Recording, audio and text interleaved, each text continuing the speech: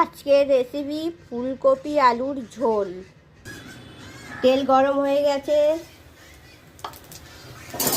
জিরে দিয়েছি,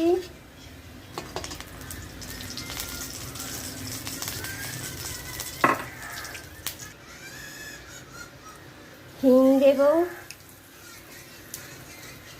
আদা রসুন লঙ্কা হলুদ আর জিরে দেব। মশলা কষা হয়ে গেছে, আগে থেকে ফুলকপি আলু ভেজেছিলাম তুলে দেব।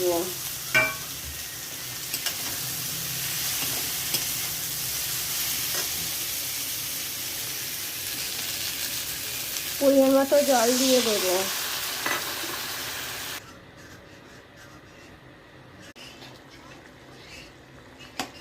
ফুলকপিও সেদ্ধ হয়ে গেছে, আলুও সেদ্ধ হয়ে গেছে। দেখুন বন্ধুরা, ফুলকপির ঝোল রেডি। এইভাবে আপনারা বানাবেন, খেতে খুব ভালো লাগবে।